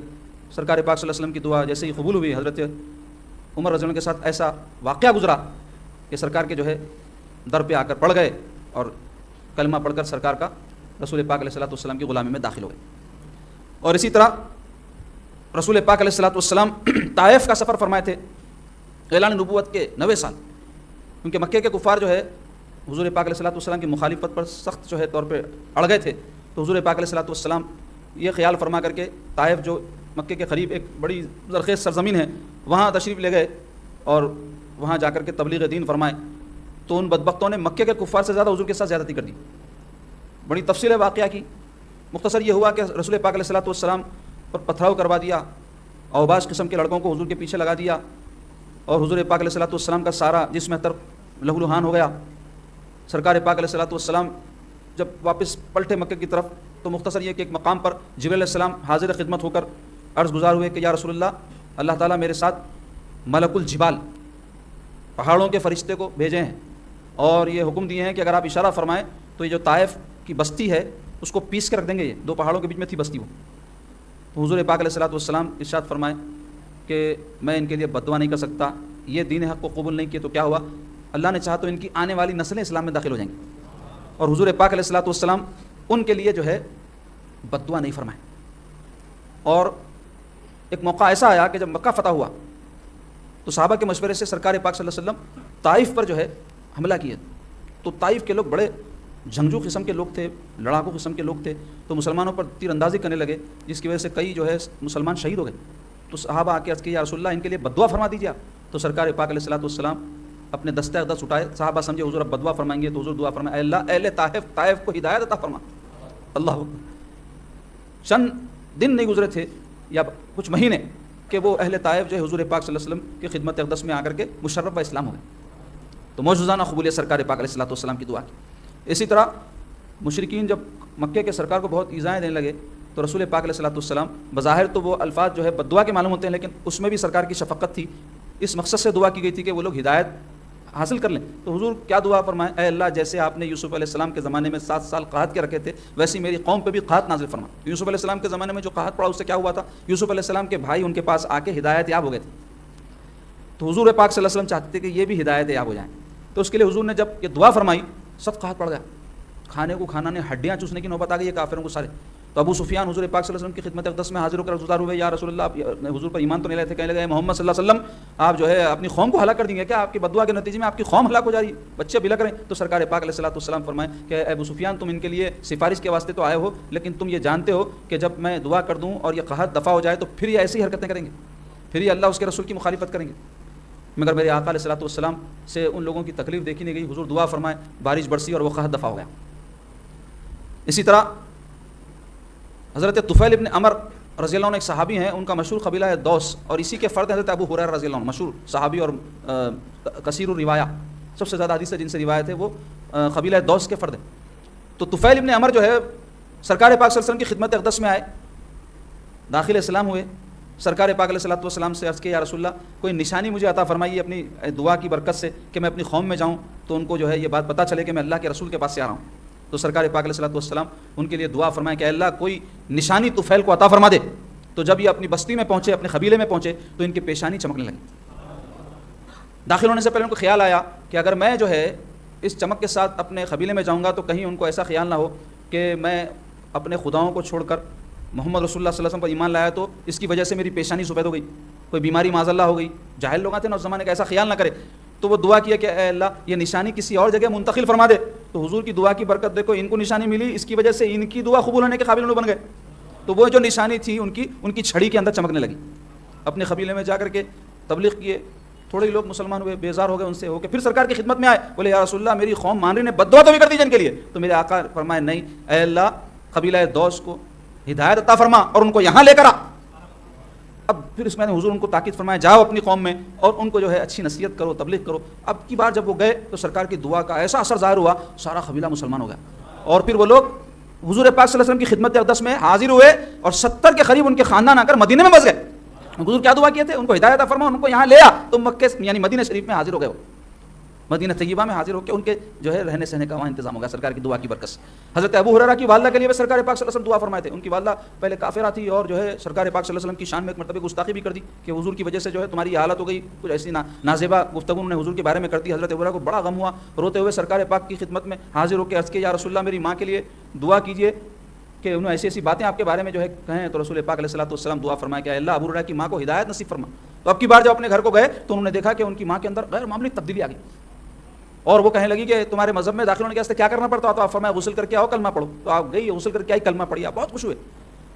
سرکار پاک علیہ الصلوۃ والسلام کی خدمت میں آ کر یہ خوشخبری انہوں نے سنائی۔ اس کے علاوہ جنگوں کے موقع پر جو یعنی مصیبت کا موقع ہوتا ہے نا بھائی، تکلیف دہ موقع ہوتا ہے، بہت پریشان کن موقع ہوتا ہے جنگ کا موقع۔ اب ہم چونکہ جنگا ہوں گا جانتے ہیں زندگی کی جنگ سے نکلے نہیں، یہ جنگوں کی نوبت کہاں سے آتی، زندگی خود جنگ بنی ہوئی ہے آج کل۔ اور پھر بھی زندگی کی جنگ میں بھی کئی ایسے موقع آتے ہیں جب پریشان رہتا ہے انسان، کچھ سجا نہیں دیتا، کیا حالات رہتے، آپ سب ہر کوئی گزرا سو ہے زندگی کے معاملات سے۔ تو دوسری جو جنگیں ہوتی ہیں دشمنوں سے وہ تو بڑی خطرناک ہوتی، اللہ محفوظ رکھے اس سے۔ تو سرکار کے زمانے میں تو بے شمار جنگیں ہوئی، کئی تو ایسی ہوئی جس میں خود سرکار شریک ہوئے، کئی ایسی ہوئی جس میں حضور جو اپنے صحابہ کو جنگوں میں بھیجائے۔ تو جو بڑی بڑی جنگیں اس میں جنگ بدر جو پہلی جنگ ہے اور بڑی زبردست جنگ ہے، اس حوالے سے سیرت کی کتابوں میں حدیث کی کتابوں میں آیا ہے کہ جنگ ابھی شروع نہیں ہوئی ہے، رسول اللہ صلی اللہ علیہ وسلم کے لیے ایک جھوپڑی بنا دی گئی، عریشہ کہتے ہیں اس کو عربی میں۔ میرے آقا علیہ الصلوۃ والسلام ساری رات اس جھوپڑی میں جا کے اللہ کی عبادت کرتے رہے، سر بسجود رہے، دعائیں مانگ رہے ہیں۔ جب صبح ہوئی اس وقت تک بھی دعائیں مانگ رہے ہیں۔ تو ابوبکر صدیق حضور کی خدمت میں تھے، حضور پاک علیہ الصلوۃ والسلام دعاؤں میں اتنا لجاجت اور اتنی خشوع و خضوع کا اظہار فرما رہے تھے کہ آپ کی جو چادر مبارک تھی آپ کے مونڈے پاک سے بار بار گرتی، حضرت ابوبکر صدیق اٹھاتے جاتے اس چادر کو حضور کے کاندھے پاک پہ رکھتے جاتے اور کہتے یا رسول اللہ بس کیجیے، آپ کا رب ضرور آپ کی دعا کو قبول کر لے گا۔ اس وقت رسول پاک علیہ الصلوۃ والسلام جو دعائیں فرما رہے تھے وہ کیا دعا تھی کہ اے اللہ میں یہ چند لوگوں کی جماعت لے کر کے تیری راہ میں جہاد کے لیے نکلا ہوں، اگر آج یہ جماعت شکست پا جائے گی تو پھر اس روئے زمین پر تیرا نام لینے والا کون رہے گا؟ اور ایسی قبول ہوئی جنگ کے سرکار پاک علیہ الصلوۃ والسلام اپنے صحابہ سے فرمائیں کہ آؤ میں تم کو کل جنگ جب ہوگی تو کون کہاں کافر قتل کیا جائے گا اس کی جگہ بتاتا ہوں۔ حدیث میں آیا ہے، مارک لگا دیا سرکار، یہاں ابو جہل مرے گا، یہاں عتبہ، یہاں شیبہ، سارے مارک۔ اور وہ راوی حدیث کہتے ہیں خدا کی قسم ایک اینچ ادھر یا ایک اینچ ادھر نہیں ہوا، وہیں وہ کافر کو میں نے مرا پڑا ہوا دیکھا۔ تو میرے آقا دعائیں بھی مانگتے تھے، اپنے اختیارات بھی دکھاتے تھے، اور جو اسباب کی ضرورت ہوتی تھی کسی کام کی تکمیل کے لیے اس کو بھی اختیار فرماتے تھے۔ دعاؤں کے حوالے سے اگر بات ہوئی تو یہ نہ سمجھو کہ ہمارا دین صرف کونا پکڑ کر بیٹھنے کا حکم دیتا ہے۔ کونا تو ہم اس لیے پکڑتے ہیں، ہم جانتے ہیں کہ ہم لاکھ اسباب کر لیں ہوگا وہی جو ہمارا رب چاہتا ہے، لیکن ہم بندے ہیں، ہماری کچھ خواہش ہوتی ہے، ایک آرزو ہوتی ہے، ایک تمنا ہوتی ہے، ہم چاہتے ہیں مولا ہماری وہ آرزو پوری کر، تو اس کے لیے ہم دعائیں مانگتے ہیں۔ لیکن ہمارے دین نے حکم دیا کہ تم اپنے رب سے مانگو بھی اور اس کے لیے جو تدبیر اختیار کرنا ہے، جو وسائل اختیار کرنا ہے وہ بھی اختیار کرو، یہ اعتدال ہے دین کے اندر۔ تو میرے آقا نے یہ سنت بھی اپنی بتلائی۔ جنگ بدر کے موقع پر اگر میرے آقا چاہتے مدینہ طیبہ میں بیٹھ کر بھی دعا فرماتے، عذاب الہی نازل ہوتا، سارے کفار چاہے 1000 نہیں 10,000 نہیں 10 لاکھ ہلاک ہو جاتے، لیکن میرے آقا کیا کیے؟ اسباب اختیار کیے۔ جتنے صحابہ تھے ان کو لے کر کے تشریف لے گئے، جو سواریاں تھیں جتنی بھی تھیں وہ لے کر گئے، جو ٹوٹے پھوٹے ہتھیار تھے وہ لے کر گئے، جو اسباب میسر ہے اس کو سرکار اختیار فرمائے۔ تو یہی پیغام ہم کو سرکار کی جو ہے سیرت طیبہ سے ایسے موقعوں پر ملتا ہے کہ مصیبت اور پریشانی کے وقت اسباب ضرور اختیار کرو، لیکن مسبب الاسباب کو مت چھوڑو، اس کے در پہ پڑے رہو، اس کے آگے گر گڑاؤ، کیونکہ جب تک اس کا حکم نہیں ہوگا تمہارے مردہ اسباب میں جان نہیں آ سکتی۔ اور عزیزان گرامی، میرے آقا علیہ الصلوۃ والسلام جو دعائیں فرمائیں اس میں جو ہے رزق کی برکت کے لیے، شفا کے لیے اور دیگر حاجتوں کی تکمیل کے لیے بے شمار واقعات ہیں۔ ہمارا جو مقررہ وقت ہے وہ آگے تیزی کے ساتھ بڑھ رہا ہے، اس لیے میں سارے جو واقعات ہیں دعا کے جو آج کے لیے مقرر تھے بیان کرنے کے واسطے وہ آپ کے سامنے بیان نہیں کر پاؤں گا۔ اس میں سے چند تبرکاً بیان کروں گا۔ حضرت جابر رضی اللہ عنہ سرکار پاک صلی اللہ علیہ وسلم کے صحابی ہیں، ان کے والد ایک جنگ میں شہید ہو گئے تھے، ایک یہودی سے انہوں قرض لیے تھے، تو وہ یہودی بار بار تقاضا کر رہا تھا، تو ان کے پاس رقم تھی نہیں، تو ایک مرتبہ انہوں وہ یہودی کو بولے میرے باغ میں کھجور نکلتے، یہ جو بھی کھجور نکلتے تم وہ رقم کے عوض میں لے لو، بلانا ہے اپنے کو پیسے ہونا کیش ہونا، یہ کھجور نہیں لیتے۔ تو وہ جا کے پریشان ہو کے رسول اللہ صلی اللہ علیہ وسلم سے عرض کیا، تو حضور پاک صلی اللہ علیہ وسلم فرمایا تم فکر مت کرو۔ میرے آقا علیہ الصلوۃ والسلام ان کے باغ میں تشریف لے گئے، ابوبکر صدیق کہتے ہیں میں سمجھ گیا اب سرکار دعا فرمائیں گے، اور میرے آقا علیہ الصلوۃ والسلام دعا فرمانے کے بعد ارشاد فرمایا اپنا سارا پھل نکالو۔ تو وہ جب پھل جمع کیا گیا تو وہ اتنا نکلا، آدھے پھل میں قرضہ ادا ہو گیا، آدھا پھل بچا ہوا تھا باغ کا پورا۔ ایسی برکت سرکار پاک علیہ الصلوۃ والسلام کی دعا بابرکت کی اس وقت ظاہر ہوئی۔ اسی طرح حضرت مقداد سرکار پاک صلی اللہ علیہ وسلم کے صحابی ہیں، وہ روایت کرتے ہیں کہ میں اور میرے 2 ساتھی تھے، بھوک اور پیاس کی شدت سے بڑے پریشان رہتے تھے۔ اسلام کا مکے کا زمانہ ہو یا مدینہ شریف کا شروع کا زمانہ ہو، صحابہ کے لیے بڑا مشقت آمیز رہا، آزمائشی رہا، کھانے کے لیے تک مشقتیں ہوتی تھی، تکلیف ہوتی تھی۔ بعد میں جب فتوحات کا سلسلہ شروع ہوا تو اللہ تعالیٰ نے بہت نوازا صحابہ اکرام کو سرکار کے صدقے اور طفیل میں. تو یہ مقداد کہتے ہیں کہ بھوک سے میں تڑپ کر صحابہ اکرام کے پاس گیا, ان سے کہنے لگا, تو ان کے بھی حالات کچھ سازگار نہیں تھے, تو ہم کو کچھ مدد نہیں مل سکی, تو ہم سرکار کی خدمت میں حاضر ہوئے. تو پیارے آقا صلی اللہ علیہ وسلم ان کو لے کر کے اپنے حجرے میں تشریف لے گئے اور ان کو کہا کہ دیکھو یہاں 3 بکریاں ہیں, اس میں سے دودھ نکال لینا, تم تینوں بھی پینا اور میرے لیے بھی نکال کر رکھ دینا. تو اس طرح وہ معاملہ چلنے لگا. تو مقداد کہتے ہیں کہ ایک رات کو کیا ہوا کہ رسول پاک علیہ الصلوۃ والسلام روز کا جو معمول تھا وہ کیا تھا, حضور تشریف لاتے تھے رات میں اور نماز ادا فرماتے تھے. اس کے بعد جو حضور کا دودھ ہم اٹھا رکھتے تھے, پیارے آقا صلی اللہ علیہ وسلم اس کو نوش فرما لیتے تھے اور پھر استراحت فرماتے تھے, تہجد کے لیے بیدار ہوتے تھے, پھر جو بھی معاملات تھے حضور کے وہ جاری رہتے. اس دن وہ کہتے ہیں مجھے شیطان نے بھٹکایا, مجھے خیال آیا حضور کے حصے کا جو دودھ رکھا ہوا ہے, حضور پاک صلی اللہ علیہ وسلم کو انصار صحابہ وغیرہ نذرانہ پیش کرتے رہتے, کھانے پینے کی چیزیں خدمت میں لاتے رہتے, حضور کچھ کھائی لیتے, میں پی لیتا ہوں, بلکہ خیال آیا. تو بھوک شدت کی جب لگتی انسان کو تو کئی باتیں سجھائی نہیں دیتی کیا کرنا کیا نہیں. تو وہ بھوک کی شدت کی وجہ سے وہ حضور پاک صلی اللہ علیہ وسلم کا حصہ بھی پی لیے. تو وہ کہتے ہیں کہ جیسے ہی میں پی کے ختم کرا, میرا پیٹ بھرا, مجھے پریشانی لاحق ہو گئی, میں یہ کیا کر دیا, پیارے آقا صلی اللہ علیہ وسلم کے لیے جو چیز رکھی ہوئی تھی میں پی لیا. اب اس پریشانی میں کہ سرکار پاک صلی اللہ علیہ وسلم تشریف لائیں گے, دودھ نظر نہیں آئیں گا, تو کہاں میرے کو بدوا دے دیتے گی. مخمصے میں میرے کو نیند نہیں آ رہی تھی, میں تڑپ رہا تھا کہ سرکار پاک صلی اللہ علیہ وسلم تشریف لائے.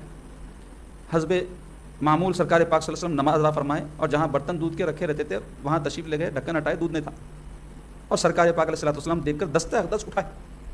حضرت مقداد کہتے ہیں میں ڈر سے کانپنے لگا کہ اب ضرور بددعا فرما دیں گے سرکار. میرے آقا علیہ الصلوۃ والسلام دستہ اقدس اٹھا کر دعا فرمائے. کیا دعا فرمائے؟ اے اللہ جس نے مجھے کھلایا تو اسے کھلا, جس نے مجھے پلایا تو مجھے اسے پلا. بس جا کر مصلی پر بیٹھ گئے. تو یہ مقداد کہتے ہیں کہ مجھے تڑپ ہوئی کہ دودھ نہ ہو تو کوئی بات نہیں, بکری صحیح میں ذبح کروں گا, اس کے پارچے کا جو ہے بھون کر کے سرکار کی خدمت میں گوشت پیش کروں گا. بکری کو کاٹنے کے لیے موٹی تینوں میں جو تھی بکری کو جا کے جیسے ہی لٹایا تو کیا دیکھتا ہوں کہ اس کے تھنوں میں دودھ بھرا ہوا ہے, جبکہ شام کے وقت ہی ہم لوگ دودھ نکال کے سارا پی گئے. دوسری بکری دیکھا تو اس کے تھنوں میں بھی دودھ, تیسری دیکھا تو اس میں بھی دودھ. تو میں سوچا کہ بکری کاٹی کیوں, دودھ نثار لیا اور رسول پاک صلی اللہ علیہ وسلم کی خدمت اقدس میں لے کر کے حاضر و عرض کیا, یا رسول اللہ یہ دودھ پی جائے. حضور کیا معلوم کہ یہ جو دودھ ہے وہ ابھی نثار کے لایا گیا ہے, جو روزانہ رکھا جاتا ہے وہ ہے, سمجھے حضور. تو حضور پاک صلی اللہ علیہ وسلم فرمائے کہ اپنے ساتھیوں کو نہیں پلائے. سبحان اللہ, قربان جاؤ. میرے آقا علیہ الصلوۃ والسلام کیسا دوسروں کا خیال فرمانے والے ہیں, اور کیسا جو ہے ہمارے لیے اس میں اسوہ ہے کہ اپنے سے پہلے دوسروں کا خیال کرو. اور آج ہمارا کیا حال ہے, نفسا نفسی, گھروں میں دیکھو آپ سب اپنا اپنا, میں کیسا کھا لوں, میں کیسا لے لوں, میں کیسا کر لوں. برکت ختم ہو جا رہی اس واسطے. جب ہم دوسروں کا خیال کرتے ہیں دوسرے بھی ہمارا خیال کرتے, تو ایک دوسرے کا خیال بھی ہو جاتا اور برکت بھی ہو جاتی. تو سرکار پاک علیہ الصلوۃ والسلام جب فرمائے تو وہ مقداد کہنے لگے یا رسول اللہ پہلے آپ پی لیجیے, میں کیونکہ ان کو معلوم تھا پلا دیا, میں خود بھی دوسرا بھی پی گیا. تو حضور پاک آپ پی لیے رسول اللہ, تو حضور پاک صلی اللہ علیہ وسلم نوش فرما لیا. اس کے بعد یہ عرض کیا رسول اللہ تھوڑا اور پیجیے. تو سرکار فرمائے تم پیو, تو بولے آپ پیے بعد پیتا ہوں. تو اس کے بعد سرکار پاک صلی اللہ علیہ وسلم اور پی کے ان کو عنایت فرمائے, تو یہ بھی پی لیے. اس کے بعد حضور فرمائے کیوں نے اپنے ساتھیوں کو پلاتا بلا کے. تو یہ پی لینے کے بعد میں ہنستے ہنستے لوٹنے لگے. تو رسول اللہ صلی اللہ علیہ وسلم فرمائے کیا ہو گیا تیرے کو, کیوں عجیب جو ہے حرکتیں کر رہا ہے, کیوں ہنس رہا ہے, کیوں لوٹ رہا ہے. تو سارا قصہ سنا ہے سرکار کو کہ یا رسول اللہ میں آپ کا حصہ بھی پی گیا تھا, اس کے بعد میں آپ کی دعا بھی لے لیا, پھر دودھ بھی مل گیا, آپ کو بھی پلا دیا, ڈبل بھی پی لیا, اب بچاؤ ابھی ہے. تو حضور پاک صلی اللہ علیہ وسلم فرمائے جا اور جا کر کے اپنے ساتھیوں کو بلا اور ان کو بھی پلا دے. تو ایسی میرے آقا علیہ الصلوۃ والسلام کی معجزانہ جو ہے دعا کی برکت ظاہر ہوئی. اس کے علاوہ شفا کی دعاؤں کے تو بے شمار واقعات ہیں. اس میں وہ خیبر کا مشہور واقعہ کہ جب سیدنا علی رضی اللہ عنہ کو حضور طلب فرمائے جھنڈا فتح کا دینے کے لیے خیبر کا, تو حضور سے عرض کیا گیا یا رسول اللہ ان کو آشوب چشم ہو گیا, آنکھ آ گئی, ان کو نظر نہیں آ رہا, تکلیف بہت زیادہ ہے. حضور فرمائے بلا کے اپنا لعاب دہن لگائے جو سبب تھا اسباب میں سے ہے, اور پھر دعا بھی فرمائے کہ اللہ علی کی آنکھوں کو اچھا کر دے. تو مولا علی رضی اللہ عنہ کا وہ آشوب چشم فوری دفع ہو گیا, اور پھر جا کر کے آپ فاتح خیبر بن کر لوٹے. اس کے علاوہ ایک نوجوان کے بارے میں آتا ہے حضور پاک صلی اللہ علیہ وسلم کے زمانے میں کہ بیمار ہو گیا, اور اتنا بیمار کہ کاڑی کا سلیقہ ہو گیا. تو حضور پاک صلی اللہ علیہ وسلم کی خدمت میں عرض کیا یا رسول اللہ فلاں نوجوان آپ کی خدمت میں آتا تھا, بہت بیمار ہے. تو پیارے آقا صلی اللہ علیہ وسلم تشریف لے گئے اس کی عیادت کے لیے, اور پوچھے کیا حال ہے. تو بڑا نہیں کمزور ہو گیا تھا, اپنی تکلیف اور مرض کی شکایت کرا. تو پیارے آقا صلی اللہ علیہ وسلم کے قربان جاؤ, غیب دانی کے قربان جاؤ سرکار کی. سرکار فرمائے کیا دعا کرے تم. تو وہ کہنے لگے یا رسول اللہ میں یہ دعا کرا اے اللہ جو کچھ بھی عذاب مجھے آخرت میں دینا چاہتا ہے دنیا میں دے دے. تو حضور فرمائے یہ کیسی دعا ہے, وہ دعا کی وجہ سے تمہارا یہ حال ہو گیا. کون ہے جو اللہ کے عذاب کی سخت اور برداشت رکھتا ہو, تم کو یہ دعا نہیں کرنی چاہیے. میں تم کو ایک دعا سکھاتا ہوں. فرمائے سبحان اللہ, کیا فرمائے میں تم کو ایک دعا سکھاتا ہوں, وہ دعا مانگو. اور فرمائے دعا یہ کرو ربنا آتینا فی الدنیا حسنہ وفی الآخرۃ حسنہ وقنا عذاب النار. یہ نوجوان وہ دعا کرا, صحابہ کہتے ہیں کہ ایسا دعا کرا اس کی صحت اچھی ہونا شروع ہوئی اور چند دن کے اندر بالکل صحت مند ہو گیا.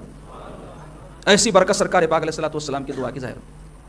تو عزیزان گرامی, یہ سارے واقعات بیان کرنے سے میرا مقصود یہ ہے کہ ایک تو ہمارے آقا علیہ الصلوۃ والسلام کی عظمت، ان کی شان اور ان کی شفقت، ان کی رحمت کیا تھی ہم کو پتہ چلے، ساتھ ساتھ دعاؤں کے حوالے سے کچھ ترغیب ہو، اور ہمارے آقا علیہ الصلوۃ والسلام ہم کو ہر عمل کے لیے، ہر معاملے کے لیے دعائیں سکھا کے گئے، تو وہ یاد کر لینا. وہ یاد کرے تک بھی آپ دعائیں کر سکتے، اپنی زبان میں کرو. اپنی دعا اپنی زبان میں کرنے میں کیا ہے، ویسے تو جو دعائیں سرکار سکھائے وہ افضل ترین دعائیں ہیں، اس کی برکات کچھ اور ہی ہیں، مگر کئی جنے ایسا بہانہ کریں گے میرے کو یاد نہیں ہے، یاد نہیں ہوتی، تو آپ اپنی زبان میں بھی کر سکتے دعا، اردو میں کرو، آپ مانگو اپنے رب سے اپنی جو بھی دلی آرزو ہیں. مگر اس میں ایک بات کا خیال رکھو، وہ یہ کہ اپنے پیارے آقا صلی اللہ علیہ وسلم کا اور اللہ والوں کا وسیلہ اختیار کرو. وسیلے کی بڑی اہمیت ہے، یاد رکھو. اللہ تعالیٰ قرآن میں فرمایا یا ایھا الذین آمنوا اتقوا اللہ وابتغوا الیہ الوسیلہ.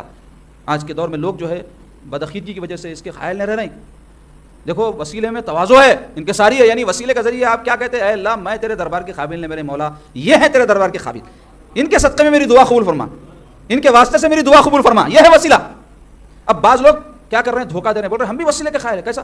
آپ وسیلہ لے سکتے، شخصیات کا نہیں لینا، انبیاء، رسول، اولیاء، صالحین کا وسیلہ نہیں لینا. تو پھر کس کا؟ تو بولے وسیلے کے ہم قائل ہیں. وسیلہ لو، کیا وسیلہ لو؟ اللہ تعالیٰ کے اسماء پاک کا وسیلہ لو، اور اپنے نیک اعمال کا وسیلہ لو. تو اس کے تو ہم بھی قائل ہیں، اللہ تعالیٰ کے اسماء پاک کا وسیلہ لینا چاہیے، کون انکار کر رہا ہے اس؟ اور اسی طرح نیک اعمال کا بھی، اللہ میں جو نمازیں پڑھا تیری جناب کے قابل تو نہیں ہے، اگر تو کرم کر دے، اس کو قبول فرمائے تو اس کے وسیلے سے میری دعا قبول کر، اس کے قائل ہیں. اور ہم اس کے بھی قائل ہیں کہ شخصیات کا وسیلہ لینا چاہیے، اور شخصیات کا وسیلہ لینے کی تاکید اس وقت سے زیادہ کر رہا ہوں، ہمارے اعمال کے حوالے سے ہم ہرگز یہ نہیں کہہ سکتے کہ یہ اللہ کے حضور کے قابل ہیں، لیکن ہم یقین کے ساتھ یہ کہتے ہیں ہمارے آقا محمد رسول اللہ سے بڑھ کر کوئی اللہ کے پاس مقبول نہیں ہے. تو جو مقبول ہونے میں یقینی ہے ان کا وسیلہ لینے میں تم کو شرم آ رہی، یہ بدعقیدگی ہے تمہاری، یہ تمہاری توحید نہیں ہے، یہ تمہاری بندگی نہیں ہے، یہ توحید کے نام پر اور عقیدت اور بندگی کے نام پر انبیاء کی شان میں گستاخی ہے. اب نہیں لیتے مرو بے وسیلوں سے، ہم کو کیا لینا دینا ہے؟ ہم کو یہ اعتراض نہیں ہے کہ تم کیوں نہیں لیتے، اللہ تمہاری قسمت میں ایسا رکھا ہوں گا نہیں لینا، اس واسطے کہ اللہ تمہاری سننا نہیں چاہ رہا، لیکن نہیں لینا بول کے جو پیچھے پڑے ہوئے ہیں یہ غلط ہے، بول رہا ہوں یہ بدعقیدگی ہے، یہ گمراہی ہے. کیونکہ پورا زور دیتے ایسا سمجھتے کہ کسی کو وسیلہ چھوڑا دے تو بہت بڑا کام کر دیے. ارے وسیلے پہ لگانا بہت بڑا کام ہے کسی کو، تو ہمیشہ وسیلہ اختیار کرو. سب سے بڑھ کے ہمارا کوئی وسیلہ ہے، ہمارے لیے واسطہ ہے اللہ کے حضور میں، تو ہمارے آقا محمد رسول اللہ صلی اللہ علیہ وسلم، ان سے بڑھ کر کوئی واسطہ نہیں ہے. ارے انبیاء بھی پکاریں گے محشر کے دن مصطفیٰ چاہیے، مصطفیٰ چاہیے، وہ شان میرے آقا علیہ الصلوۃ والسلام کی. اللہ کا کتنا بڑا انعام ہے آپ پہ، ہم پہ غور کرو. آپ لوگ کبھی کیے بھی ہوں گے، نہیں کیے تو آپ میں دعوت فکر دینا، غور کرو. آپ کو ہم کو سرکار کی غلامی جو نصیب ہوئی، کیا کریں اس کے واسطے، ہم کیا محنت کریں، کیا کوشش کرے؟ یہ اللہ کا فضل نہیں ہے آپ پہ مجھ پہ کہ اپنے محبوب کا امتی کر دیا. لمحہ لمحہ ہے مجھ پر نبی کی عطا، دوستو اور مانگوں میں مولا سے کیا یہ کم ہے کہ میرے خدا نے مجھے اپنے محبوب کا امتی کر دیا. انبیاء جن کی امت میں ہونے کے لیے آرزو کی ہے، اللہ تعالیٰ فری میں ہم کو سرکار پاک صلی اللہ علیہ وسلم کا امتی بنایا، اس کا جتنا شکر ادا کرے کم ہے، اور ساتھ ساتھ قدر بھی کرنے کی ضرورت ہے اس کی. کیا ایسے آقا علیہ الصلوۃ والسلام کی امتی ہیں جنہوں نے ہم کو کیسا عظیم الشان دین، کیسا عظیم الشان قرآن، کیسا عظیم الشان پیغام، شریعت، احکام عطا کیے، اس کی ناقدری مت کرو، اللہ کے واسطے اس کی قدر کرو. اللہ تعالیٰ سے دعا کرتا ہوں اللہ ہم سب کو نیک توفیق عطا فرمائیے، اپنے پیارے کی سچی محبت ہمارے دلوں میں پیدا فرمائیے، اپنے پیارے کے پیاروں کی سچی محبت ہمارے دلوں میں پیدا فرمائیے. اے اللہ ہم کو دعائیں مانگنے کا سلیقہ نہیں آتا، ہمارے پاس وہ الفاظ نہیں ہیں جو آپ کے حضور میں بندگی کے لیے پیش کیے جانے چاہیے. بس اپنے دلی جذبات ٹوٹے پھوٹے انداز سے آپ کے حضور میں ہم پیش کریں، کو قبول فرمائیے، ہماری خطاؤں کو معاف فرمائیے، ہمارے گناہوں کو بخش دیجیے. اللہ آپ کے محبوب محمد عربی صلی اللہ علیہ وسلم نے آپ کے حضور میں جو خیر کی چیزیں طلب کی ہے، اے اللہ ہم بھی وہ چیزیں حضور کے وسیلے ان کے واسطے سے طلب کرتے ہیں، ہم کو وہ نصیب فرمائیے. اور جس کے شر سے ہمارے آقا اور آپ کے محبوب نے پناہ مانگی ہے، ہم ان چیزوں کے شر سے پناہ مانگتے ہیں، ہم کو اپنی پناہ میں لے لیجیے. اے اللہ ہمارے رب ہیں، ہمارے مولا ہیں، ہمارے آقا ہیں، ہم آپ کے غلام، آپ کے بندے ہیں، آپ کے محبوب کے امتی ان کے غلام ہیں. اے اللہ ان کے صدقے و طفیل میں ہماری دعاؤں کو قبول فرمائیے. اے اللہ ہم کو دعائیں مانگنے کا سلیقہ سکھا دیجیے، اور اپنے فضل سے اپنے حبیب کے صدقے میں ہماری دعاؤں کو قبول فرمائیے. اے اللہ ہم کو بندگی کے آداب سکھا دیجیے، ہمارے اندر اخلاص، خشوع و خضوع پیدا فرمائیے. اے اللہ آپ کے حبیب پاک کا تذکرہ کرنے میں جو الفاظ کا انتخاب اور جو طریقہ، جو آداب ملوز رکھنے کی ضرورت ہے، یقیناً ہم سے جو ہے جوش خطابت میں اس میں کوتاہیاں ہو رہی ہیں، یا جو مصطفیٰ کا ذکر سننے کے آداب ہیں اس میں ہم سے کوتاہیاں ہو رہی ہیں، اس کو معاف فرما دیجیے. اے اللہ ہم کو سرکار پاک صلی اللہ علیہ وسلم کی سیرت مبارکہ سے واقفیت حاصل کرنے اور حضور پاک صلی اللہ علیہ وسلم کی اتباع اور آپ کی اطاعت میں زندگی بسر کرنے کی توفیق نصیب فرمائیے. جتنے یہ حاضرین ہیں ان سب کی مغفرت فرمائیے، جتنے ناظرین ہیں ان سب کی مغفرت فرمائیے، جتنے غائبین ہیں ان سب کی مغفرت فرمائیے، مومن مومنات مسلم مسلمات کی مغفرت فرمائیے، ہمارے زندوں اور مردوں کی مغفرت فرمائیے. اے اللہ ہم سے راضی ہو جائیے، اے اللہ ہم سے راضی ہو جائیے، اپنے حبیب پاک کی محبت کے نور سے ہمارے سینوں کو منور کر دیجیے، ہمارے جائز مراد و مقاصد کو پورے فرما دیجیے، حلال اور جائز ذرائع سے روزی عطا فرمائیے، حرام سے ہم سب کو بچائیے. مولا تعالیٰ ہمارے نوجوانوں کو دین کا خدمت گزار بنائیے، والدین کا فرما بردار بنائیے، احساس والا بنائیے، خود غرضی سے بچائیے، نفسا نفسی سے ہماری نوجوان نسل کو بچائیے، بے حیائی سے، بے دینی سے بچائیے، بد لوگوں کی صحبت سے اور بد عقیدہ لوگوں کی صحبت سے بچائیے، ہمارے عقیدے اور ایمان کی حفاظت فرمائیے، ہمارے نسلوں کے عقیدے و ایمان کی حفاظت فرمائیے، اور اس کے لیے صحیح کرنے، جستجو کرنے کی ہم کو توفیق نصیب فرمائیے۔ وصلی اللہ تعالی علی خیر خلق و نور عرش سیدنا و مولانا محمد و علی آلہ و صحبہ اجمعین برحمتک یا ارحم الراحمین والحمد للہ رب العالمین۔